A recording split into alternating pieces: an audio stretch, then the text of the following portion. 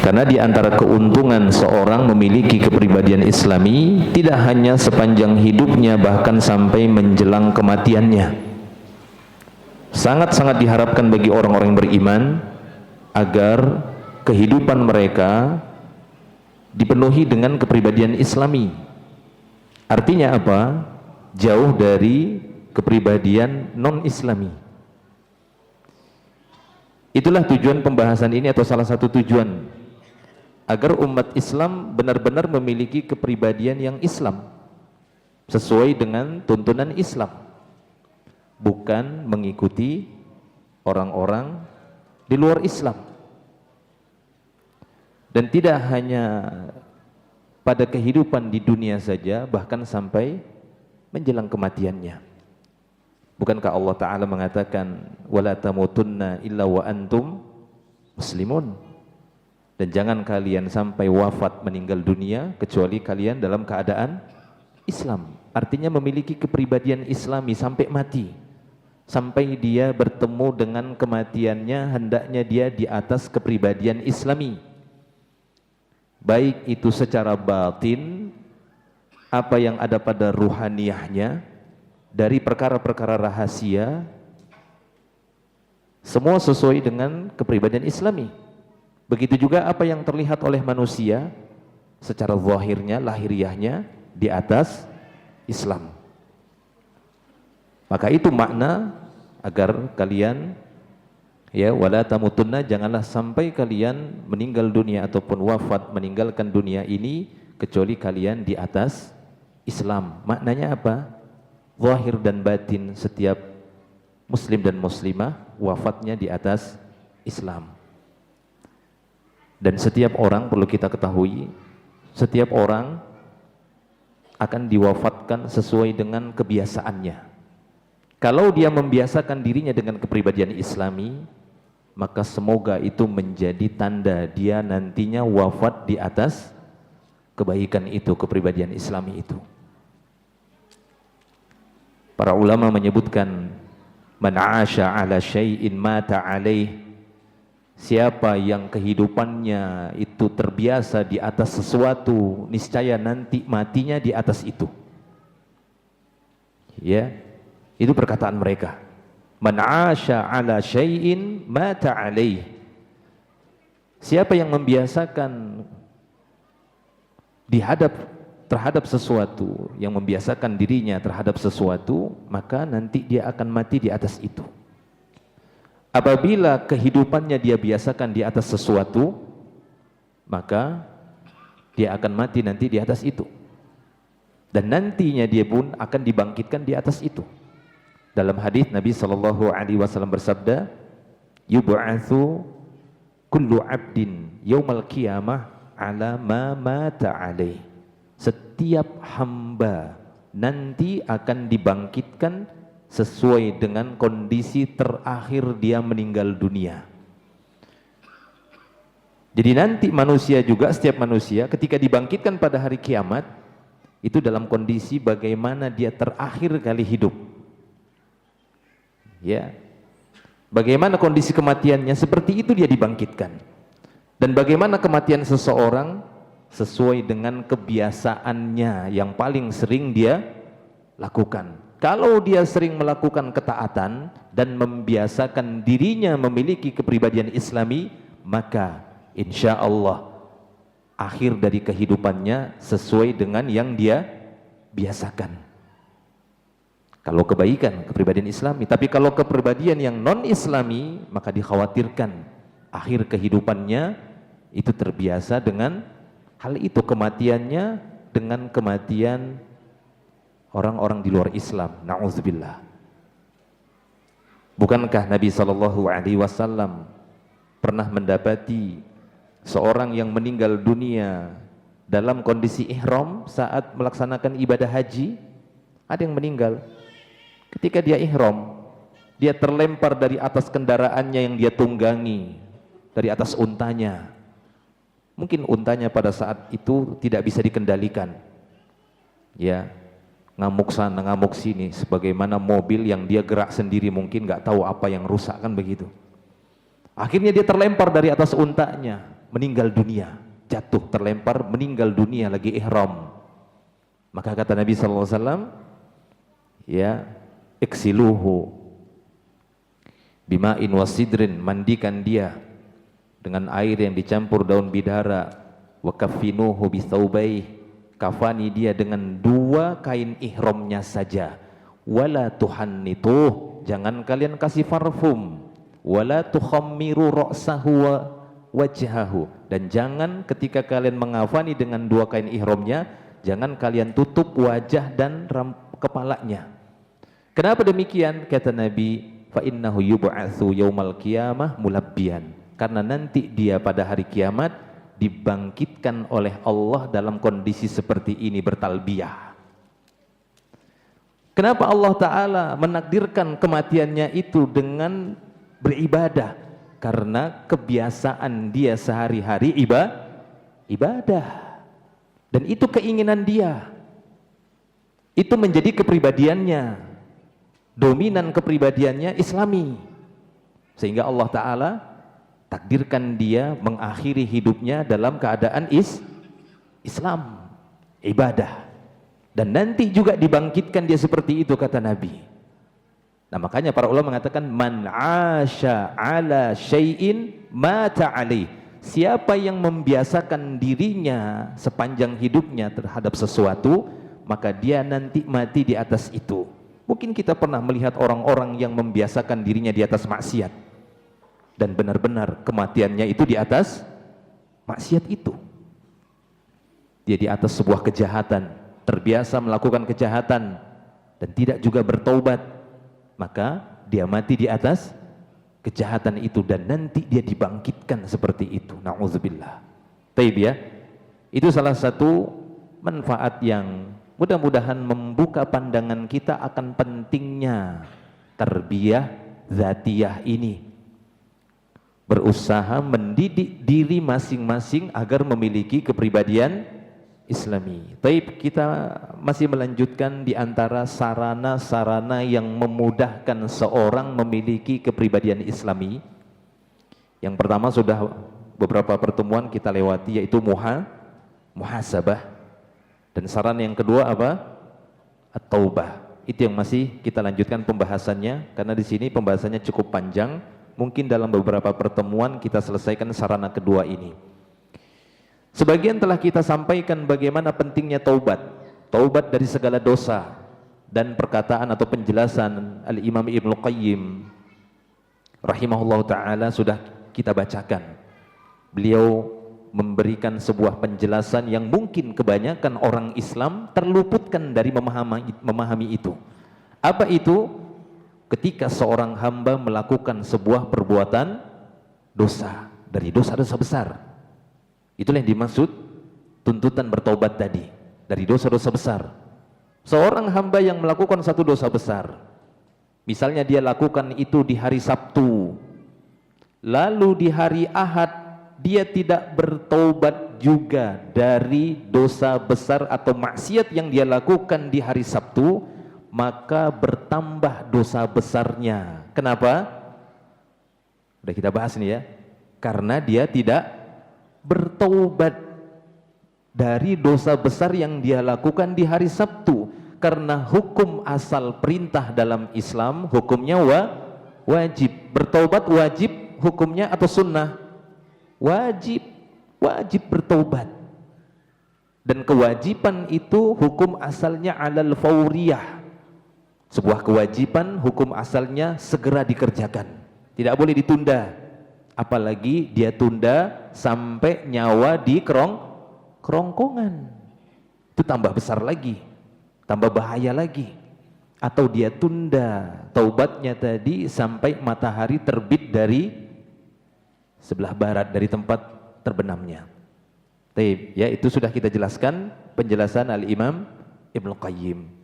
Sehingga dia menjadi dua dosa, yang harus bertobat dari dua dosa, yang awalnya hanya satu dosa, tapi karena dia menunda taubatnya, akhirnya bertambah dosanya, yaitu dosa karena tidak segera bertaubat.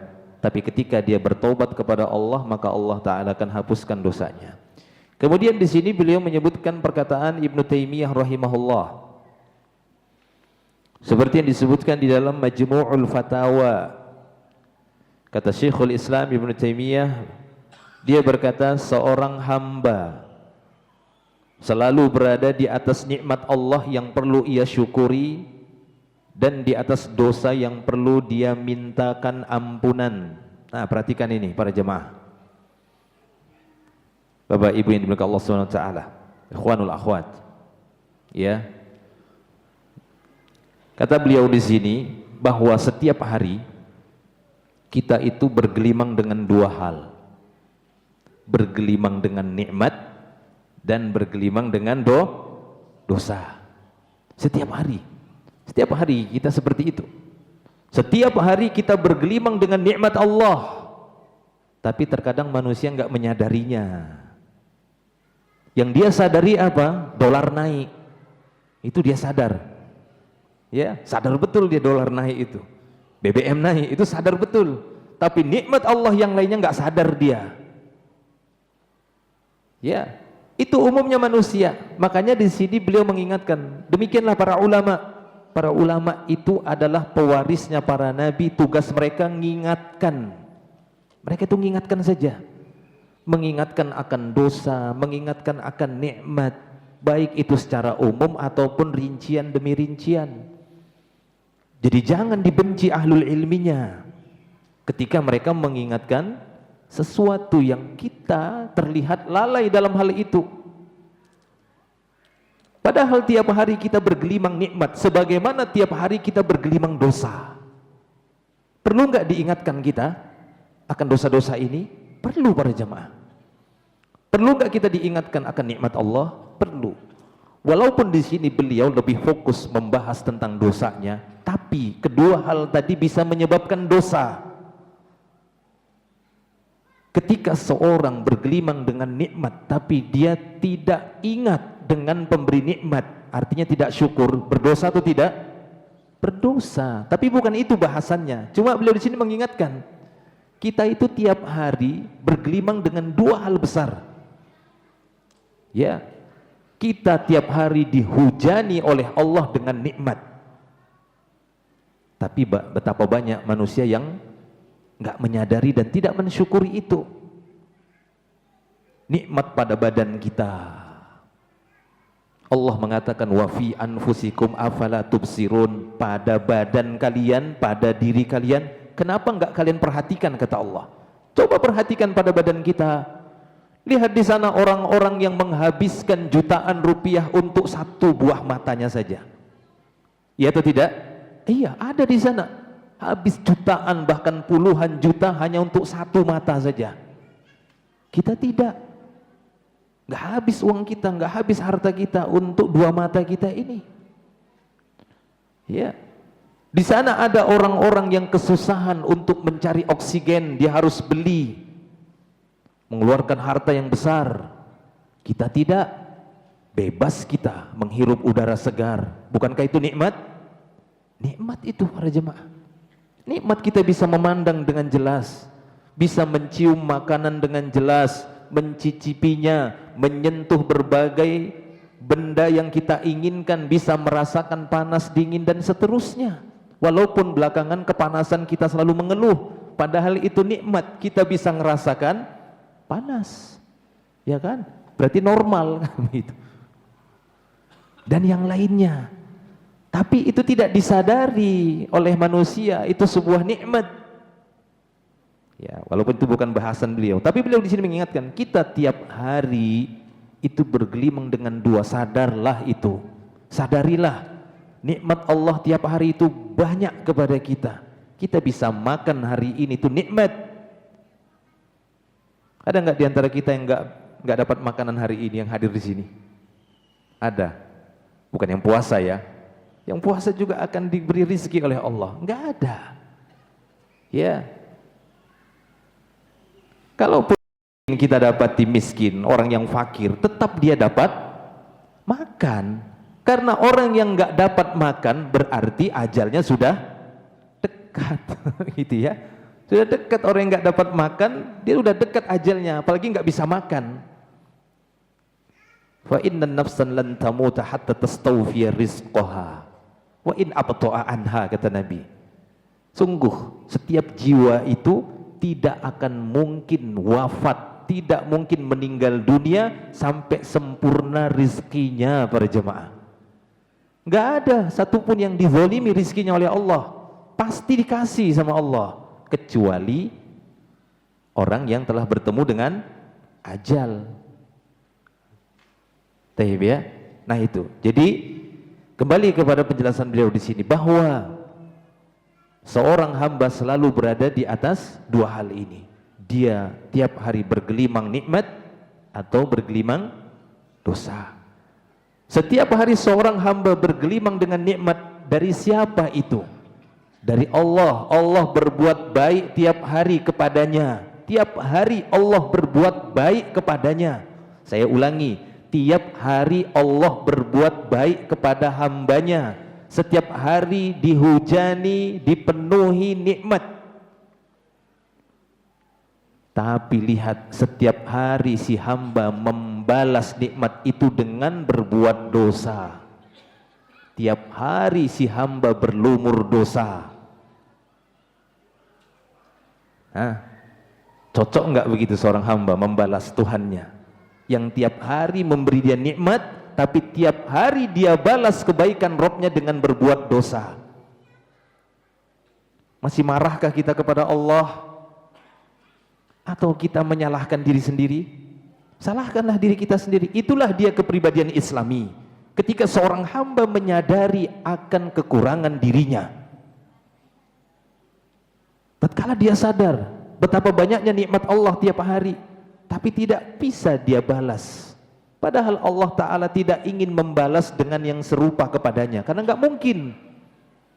Bahkan Allah menantang, wa in ta'uddu nikmatallah la tuhsuha. Allah tantang kita, coba hitung aja nikmat Allah. Kalian tidak mampu, ngitungnya saja kita nggak mampu, gimana mau balasnya? Tapi Allah menginginkan iradah syariahnya. Secara syariat Allah menginginkan kita memiliki kepribadian Islami. Itu yang Allah inginkan. Itu yang Allah inginkan dari pribadi hamba-hambanya. Pengen si hamba itu ngikutin Islam, iradah syariah. Karena iradah Allah ada yang syariah, ada yang kauniyah. Kauniyah itu umum.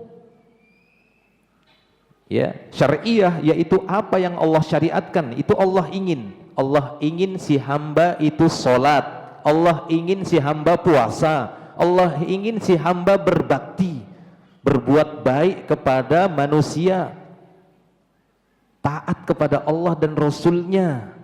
Itu iradah syariah bagi orang-orang beriman.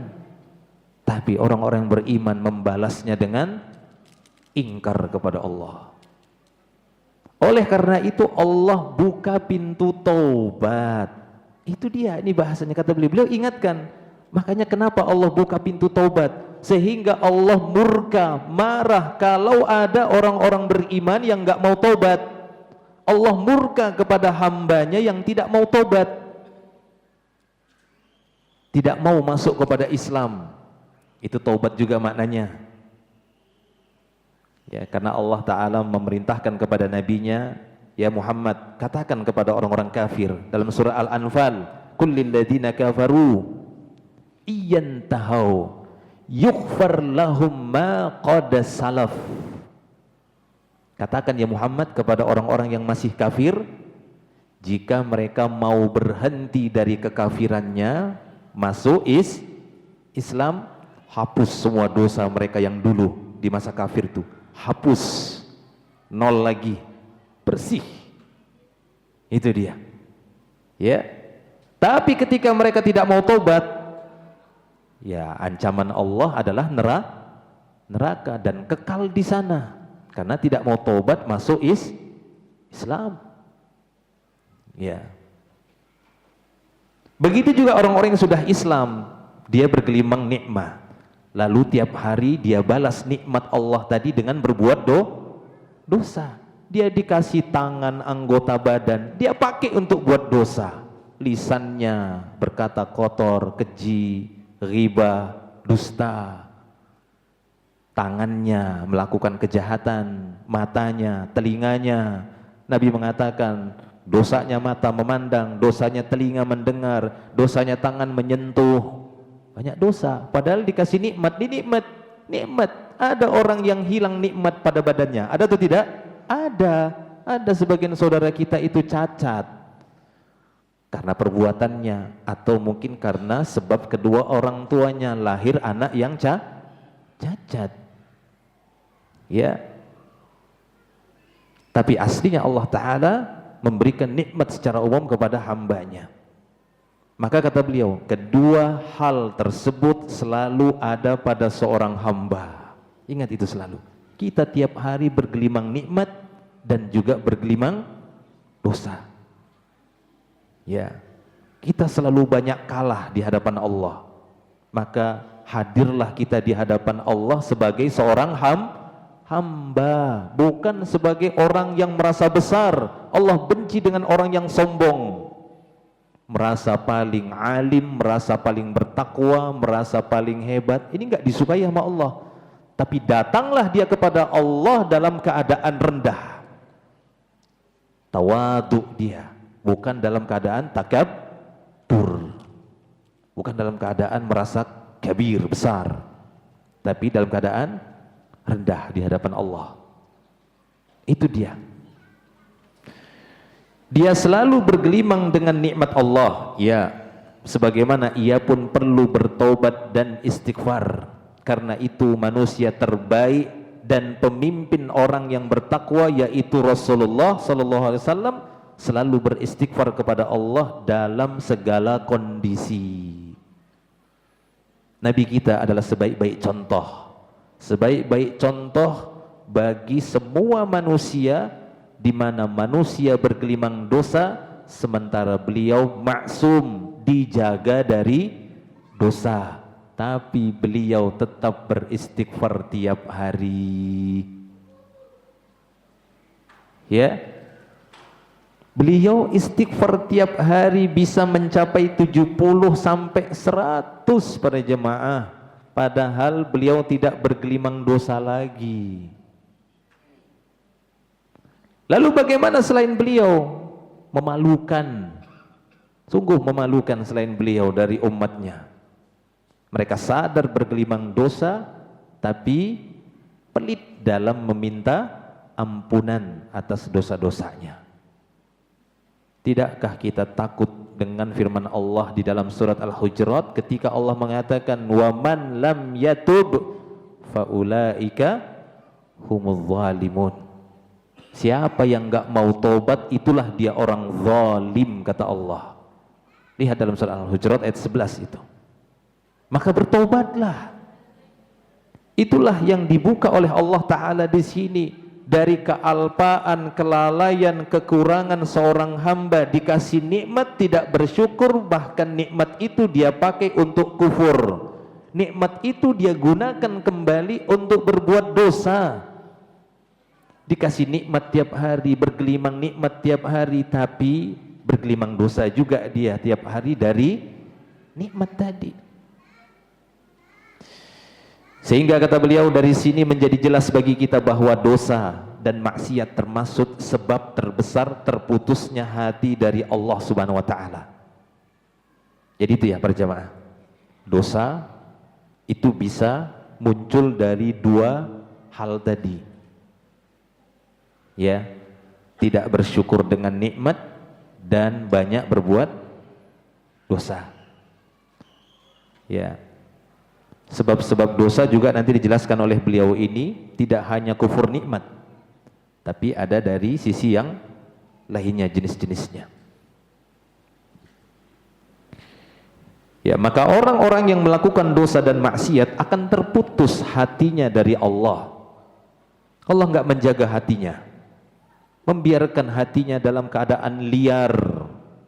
Sementara hati manusia itu butuh pengendali, di mana manusia itu sendiri terkadang tidak mampu mengendalikan hatinya. Taqallubu qalbi, bolak-balik hatinya manusia itu lebih cepat daripada selembar daun yang dihempas oleh angin. Cepat sekali hati manusia berbolak-balik, yang kadang si insan sendiri nggak kuasa dia untuk mengendalikan hatinya, sehingga terkadang hatinya terbawa oleh hawa nafsu. Hatinya terkadang terbawa oleh ajakan syaitan, baik itu syaitan dari kalangan jin atau syaitan dari kalangan manusia. Betapa banyak kita dapati orang-orang yang berangkat dari rumahnya, dia berniat kebaikan. Apa itu? Mencari nafkah. Baik enggak ini? Baik atau tidak ini mencari nafkah? Baik. Tapi di tengah jalan dia bertemu dengan syaitan dari manusia, mengajak dia berbuat kemungkaran, buat kejahatan. Dia mau. Lemahnya hatinya, dia mau ikut. Akhirnya dia terlibat dalam kejahatan, berbuat jahat, bahkan dia mungkin yang paling jahat dari orang yang ngajak dia. Ya, bisa jadi seperti itu. Bisa. Syaitan dari kalangan manusia, syaitan dari kalangan jin yang memberikan bisikan di dalam dada. Taib. Maka kata beliau, apabila dosa-dosa dan maksiat inilah yang memutus hubungan hati seorang hamba dengan penciptanya. Konektivitas hati seorang hamba putus dengan Allah. Allah membiarkan hatinya liar, bebas kau kesana kemari. Itu dia, ketika hati tidak dijaga lagi oleh Allah. Makanya di antara doa Nabi kita SAW yang kata para istri-istri Nabi, hampir beliau tidak pernah meninggalkan doa ini. Ya muqallibal qulub, tsabbit qalbi. Kokohkan ya Allah, jaga hatiku ya Allah. Ala ta'atik, agar dia tetap konsisten taat samamu, hatiku ini. Agar dia tetap kokoh teguh di atas agamamu.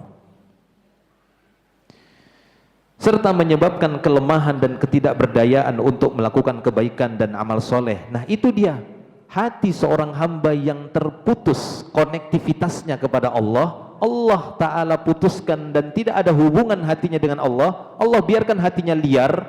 Akhirnya apa? Kesulitan dia dalam melakukan amal soleh. Berat sekali dia melakukan amal soleh, terasa berat. Berat sekali. Jangankan untuk melakukan amal-amal sunnah yang wajib,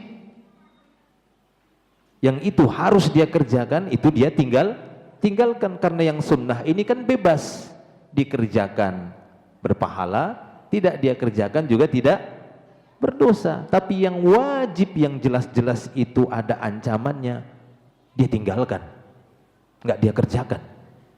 Berat. Kenapa? Itu ya, hatinya terputus dari Allah karena sebab banyaknya dosa. Bergelimang dosa tiap hari, tapi tidak dia hapus. Dengan apa para jemaah? Taubat. Ini dia salah satu sarana utama dari muhasabah, yaitu taubah, kata beliau. Jadi dia tidak mampu mengerjakan amal soleh, sehingga dia tidak sanggup mengerjakannya secara kontinu. Kita pernah bahas, dan para ulama pernah membahas, bagaimana beratnya orang-orang yang dahulunya pernah sholat malam, untuk konsisten tetap terus sholat malam itu berat. Padahal ini orang-orang yang sudah sholat 5 waktu bahasannya, tapi tidak bisa menjaga secara kontinu sholat sunnah yang biasa dilakukan oleh Nabi Sallallahu Alaihi Wasallam pada malam hari. Nabi sangkin konsistennya, kontinunya menjaga qiyamul lail.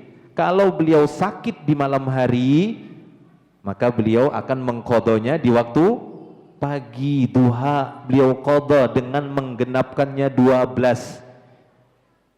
Itu penuturan dari istri beliau Aisyah radhiyallahu anha. Beliau apabila kurang sehat di malam hari atau ada sesuatu yang menghalangi beliau untuk mengerjakan qiyamul lail, beliau akan menggantinya di waktu pagi, duha. Di mana sebagian ahli ilmi menganggap itu jumlah solat duha, jumlah rakaat, padahal itu qadha maksudnya. Begitulah dia Rasulullah dalam pembahasan fikih solat. Mungkin sebagian kita pernah membahas bagaimana Nabi mengqadha ba'diyah zuhur setelah asar. Nabi membiarkan ada sahabat yang mengerjakan 2 rakaat setelah subuh. Ketika ditanya 2 rakaat ini apa? Subuh itu 2 rakaat. Kok ada 2 rakaat lagi ya Rasulullah? Tertinggal tadi qobliyah subuh. 2 rakaat itu ini. Beliau diam saja. Kenapa? Karena ini bukti seorang berusaha untuk continue di dalam amal soleh. Ini buah dari taubat. Salah satunya buah dari taubat. Seorang yang punya kepribadian Islami. Karena taubat itu akan membersihkan dosa para jemaah. Saya minum dulu ya. Sarabanya ngejek-ngejek dari tadi. Saya mandang-mandang dia terus daripada terganggu saya.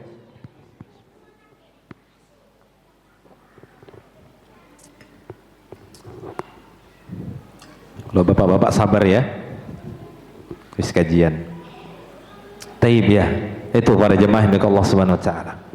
Lanjut kata beliau, bukti konkret masalah ini ialah ketidakmampuan seorang muslim pelaku maksiat untuk mentarbiyah diri sendiri. Ini bukti. Ya. Bukti bagi seorang yang tidak bisa memiliki kepribadian Islami, tidak bisa mentarbiyah dirinya sendiri. Itu terbukti ketika dia sulit untuk continue di dalam amal soleh, mempertahankan amal soleh tadi. Maka coba segera cari bagaimana agar kita bisa konsisten. Itulah tugas kita sebelum masing-masing kita bertemu dengan Rabb kita, Allah Tabaraka wa Ta'ala. Ya, seperti yang saya sebutkan di awal tadi. Man 'asha 'ala syai'in mata 'alaih. Innamal a'mal bil khawatim, kata Nabi. Amal-amal itu dilihat di akhir. Karena itu usaha seseorang. Orang yang memiliki kepribadian Islami, dia akan konsisten, dia akan istiqomah di situ dia. Sampai kapan? Sampai dia bertemu dengan kematiannya. Dia seperti itu terus, bertahan dia di atas itu, sehingga matinya seperti itu, dibangkitkan seperti itu. Tapi lihatlah orang yang tidak bisa mentarbiyah dirinya sendiri, dia akan melalaikan amal-amal soleh tadi. Bahkan amal soleh yang utama, yang wajib baginya. Ketika sholat tidak lagi dia kerjakan, tapi dia Islam. Ya, puasa di bulan Ramadan dia tinggalkan. Zakat tidak dia tunaikan. Haji tidak dia tunaikan padahal dia mampu. Atau amal-amal soleh yang lainnya yang itu wajib. Ataupun sebagai tanda-tanda atau syiar-syiar Islam yang dia harus mempertahankan itu, dia tinggalkan. Maka itu bukti konkret masalah ini ialah ketidakmampuan seorang muslim pelaku maksiat untuk mentarbiyah dirinya sendiri. Dengan tarbiyah iman dan ilmu secara sempurna, bahkan ia nyaris sama sekali tidak memikirkan tarbiyah zatiyah ini, padahal dia sangat membutuhkan. Kita sangat membutuhkan sholat para jemaah. Allah nggak butuh amal soleh kita, tapi kitalah yang membutuhkan amal-amal soleh tadi. Allah nggak butuh dengan ketaatan kita. Jangan kita kira bahwasanya dia itu membutuhkan kesolehan kita, ketakwaan kita. Enggak. Ya, Allah nggak butuh dengan kita karena dia nggak membutuhkan apapun. Dia maha kuasa atas segala sesuatu. Gampang bagi Allah untuk mengganti yang lebih baik dari kita. Tapi dia ingin menguji. Sehingga ketika kita menyadari atau seorang hamba muslim-muslimah menyadari betapa butuhnya dia dengan kepribadian Islami, caranya bagaimana? Dia mengerjakan amal-amal soleh. Di antara penghalang amal-amal soleh agar bisa continue dilakukan seorang, penghalangnya adalah dosa. Maka jangan lupakan amal soleh yang satu ini, yaitu taubat. Tentang anjuran bertobat, kata beliau, Allah Ta'ala berfirman dalam surat At-Tahrim ayat 8, Ya ayyuhalladzina amanu tubu ilallah taubatan nasuha. Sampai di sana ada takkid, ya, disebutkan masdarnya dengan taukidnya, taubah nasuh, nun sod ha artinya khalasa, khalis, nasih, khalis, semakna dengan murni. Taubatlah dengan taubat yang murni, dari kata nasihat. Makanya nasihat itu artinya kemurnian. Artinya nasihat itu artinya murni, kemurnian, bersih. Ya, ad-dinun nasihah, ad-dinun nasihah, kata Nabi. Agama Islam ini nasihat. Maksudnya murni, bersih. Yang kita sampaikan benar-benar bersih, tidak tercampur dengan hawa nafsu, tidak tercampur dengan tujuan apapun. Itu murni. Murni memang benar dari Allah dan Rasulnya. Itulah dia nasihat. Makanya Allah mengatakan taubatlah dengan taubat yang nasuha, nasihat. Dari kata yang sama, nasoha artinya kholaso, kholis, kholis atau nasih, itu maknanya sama, murni, bersih. Jadi taubatlah kepada Allah dengan taubat yang bersih, murni. Nah itu perintah Allah. Dan dengan fi'il amr, tubu itu fi'il amr. Al-aslu fil amri yufidul wujub. Hukum asal perintah dalam Islam menunjukkan wajibnya. Dan sudah kita sampaikan sebelumnya bahwa taubat ini hukumnya wajib, bukan sunnah. Terlebih lagi taubat dari dosa-dosa besar. Dari pembahasan kita sebelumnya, penjelasan Ibnu Qayyim yang tadi kita ingatkan. Ketika seorang tidak bertobat dari satu dosa besar yang dia lakukan, maka dia akan bertambah dosanya karena tidak segera bertaubat. Rasulullah sallallahu alaihi wasallam juga bersabda dalam hadis, Innallaha ta'ala yabsutu yadahu bil-laili liyatuba musii'un nahar. Sesungguhnya Allah tabaraka wa ta'ala membentangkan tangannya di waktu malam hari. Tujuannya apa? Agar orang-orang yang berbuat kejahatan di siang hari itu bisa bertaubat di malam hari. Ya. Jadi orang-orang yang berbuat kejahatan di siang hari, Allah bentangkan tangannya di malam hari. Allah buka pintu taubat. Berarti ini menunjukkan segera. Siangnya Anda berbuat maksiat, berbuat kejahatan, berbuat kemungkaran, maka ketika masuk malam taubatlah. Itu maksudnya hadis ini. Allah bentangkan tangannya di malam hari. Tujuannya apa? Supaya yang buat maksiat siang hari masih punya kesempatan dan segera tobat malamnya. Karena selesai siang, malam. Ya atau tidak? Kecuali nanti datangnya Dajjal, kan begitu. Fitnah hari pertama, ya, siangnya itu seperti setengah tahun, malamnya seperti setengah tahun. Pernah ngerasakan? Tiap hari berbulan-bulan siang terus, mataharinya lama bergerak, kan begitu. Nah itu nanti fitnah Dajjal ngeri. Karena Dajjal itu umurnya cuma 40 hari kata Nabi. Hari pertama seperti setahun kalian rasa. Maksudnya setengah tahun siang, setengah tahun malam. Makanya sahabat tanya waktu itu, gimana sholatnya ya Rasulullah? Gitu ya, gimana sholatnya? Bingung. Begitulah fitnah Dajjal. Yakin gak bapak-bapak? Yakin atau enggak? Wajib ya, yakin. Karena Nabi di dalam doanya setiap sholat mengulang-ulang itu. Minta perlindungan dari min syarri fitnati masihi Dajjal. Itu fitnahnya, ngeri itu fitnahnya. Baik, kita lanjutkan hadis ini. Ya, Allah Ta'ala membentangkan tangannya di malam hari supaya orang-orang yang berbuat maksiat kejahatan di waktu siang bisa segera taubat malamnya. Begitu juga sebaliknya. Wa yabsutu yadahu bin nahar, Dan Allah membentangkan tangannya di waktu siang, liyatuba musiul lail, sehingga yang melakukan kejahatan di malam pada waktu selesai malam, selesai buat maksiat, siangnya dia bisa segera bertaubat. Ini nasihat untuk semuanya, untuk orang-orang beriman. Apabila Anda berbuat maksiat di waktu malam, lalu Anda mendapati waktu siang ataupun mulai awal siang pagi namanya, segera bertobat. Atau sebaliknya, ya, berbuat maksiat di waktu siang hari, lalu dia memasuki waktu malam, berlalunya siang, masuk waktu malam, segeralah bertobat.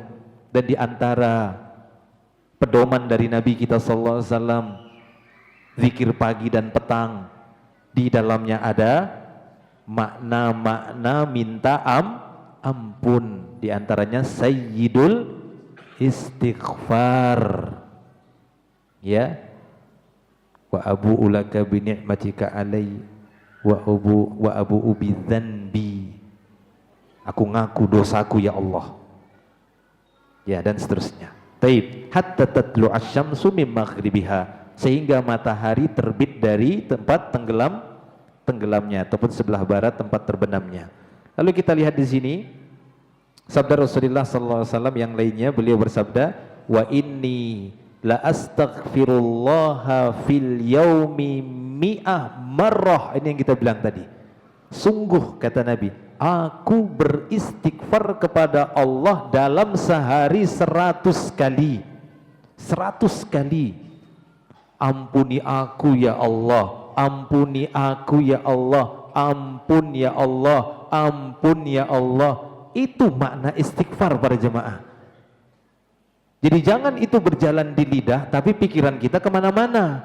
Pahami maknanya. Saat Anda mengatakan astagfirullah, seakan-akan Anda mengatakan ampun ya Allah, kan begitu. Pernah melihat seorang yang minta ampun? Ampun Pak. Pernah nggak lihat orang gitu? Pak, ampun Pak. Tulus nggak itu? Pengen betul nggak dia diampuni? Nah, begitulah dia datang kepada Allah, pingin betul diampuni dosanya, dan itu berulang-ulang. Maka dari itu Allah akan ampuni ketika si hamba benar-benar seperti itu. Ya, bahkan tidak hanya dalam doa-doa ini ya, bahkan ketika keluar dari toilet, apa ajaran Nabi kita? Ghufranaka, ampun ya Allah. Tapi kita terkadang nggak sadari itu. Ya, 100 kali. Aktsar min 70 marrah. Taib. Sudah masuk waktu Isya. 3 menit lagi. Masya Allah, ya. Masih panjang sebenarnya nih. Agar sarana ini bertobat dari dosa, memberikan pengaruh tarbiyah ke dalam jiwa, saya ingatkan beberapa hal berikut ini. Kita bacakan saja ya. Yang pertama, kata beliau, hakikat dosa. Ya, hakikat dosa. Kita perlu meluruskan pemahaman yang berkembang dalam jiwa sebagian besar kaum muslimin dewasa ini, bahwa dosa itu hanya dengan mengerjakan kemungkaran seperti mencuri, zina, ghibah, dan lain sebagainya. Ada memang sebagian orang menganggap dosa itu tadi, zina, mencuri, ghibah, merampok, zalim, korupsi, dikira dosa cuma itu. Ya. Sehingga apabila ada orang yang melakukan itu, maka dia kecam. Sehingga kata beliau, ya, pemahaman seperti itu tidak benar, karena termasuk dalam kategori dosa bila seorang tidak mengerjakan kewajiban syariat atau melalaikannya, dengan pengertian tidak menunaikannya dengan sempurna. Misalnya lalai mengerjakan sholat tepat pada waktunya, itu dosa besar. Ya, as-sholatu ala waktiha, kata Nabi, sholat itu yang benar sesuai waktu, bukan memolorkannya, memundur-mundurkannya, itu dosa jadinya. Nah, ini kadang nggak disadari manusia. Manusia fokusnya dosa itu korupsi, zalim, mencuri, merampok, kan begitu. Padahal ada potensi dosa besar pada masing-masing orang, terutama umat Islam ketika mereka melalaikan sholat. Ya, mengerjakan sholat tidak tepat waktunya, malas melakukannya secara berjamaah, kurang khusyuk dalam pelaksanaannya, itu dia. Ya, atau tidak melakukan amar ma'ruf nahi munkar, ini juga dosa para jemaah. Ya, ada kemungkaran dan dia mampu untuk mengingkarinya tapi dia diamkan, ini dosa besar. Karena Nabi SAW menyebutkan levelnya. Ini menunjukkan bahwasanya ada dosa di sana. Man ra'a minkum munkaran falyughayyirhu biyadihi. Hukum asalnya merubah kemungkaran dengan kekuatan. Artinya orang yang berkuasa, seorang bapak, dia paling berkuasa di rumahnya, ya atau tidak? Bukan di rumah tetangganya. Kan tidak mungkin seorang bapak melihat istri tetangga nggak pakai jilbab. Kamu muslimah, pakai jilbabmu. Mungkin begitu? Dia akan berkelahi dengan suaminya. Kan bukan itu, karena kekuasaan dia di dalam rumahnya. Maka apabila istrinya keluar rumah tidak berjilbab, dia diamkan. Nah, ini kemungkaran yang dia diamkan. Maka si bapak tadi, si suami berdosa, dosa besar. Itu dia Nabi menyebutkan dalam hadis dengan dayyuth alladzi yukirru fi ahlihil khobath. Ya, dayyuth adalah seorang kepala keluarga yang membiarkan di dalam rumah tangganya kemungkaran. Dia tahu, biar aja. Nah itu dia. Nah itu dosa. Itu juga dosa seperti itu. Fa illam yastati fa bilisani. Kalau dia tidak mampu dengan kekuatannya, walaupun dia berkuasa, tapi mungkin ya ada tidak kemampuan di sana, maka dengan lisannya.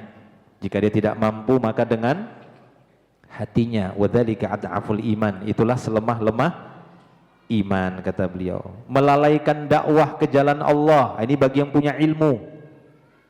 Apalagi yang sebelumnya mereka berkecimpung di dalam dakwah, kemudian merasa lelah dalam dakwah. Sudah nggak ada duitnya, misalnya, ya, nggak banyak duitnya, tinggalkan dakwah. Ini bahaya. Dia bisa terkena dosa besar. Misalnya seperti itu contoh, ya. Atau mungkin karena alasan yang lainnya, dia tinggalkan dakwah. Nggak boleh. Ya, sejatinya seorang yang punya ilmu harus menyampaikan ilmunya. Kalau tidak, itu menjadi dosa dan dia nanti akan dikekang pada hari kiamat dengan tali kekang neraka karena tidak menyebarkan ilmu yang dia ketahui. Ya, tidak peduli dengan urusan dan kondisi kaum muslimin dan kewajiban-kewajiban lain yang banyak dilupakan oleh kaum muslimin, maka itu menjadi dosa. Itu maksud beliau di sini. Termasuk dalam cakupan dosa besar yang justru lebih berbahaya dari dosa-dosa yang dilakukan organ tubuh, yaitu dosa-dosa yang dilakukan hati, seperti dengki, sombong, ujub, bangga diri sendiri, kagum dengan amalannya. Semua ini juga membutuhkan taubat.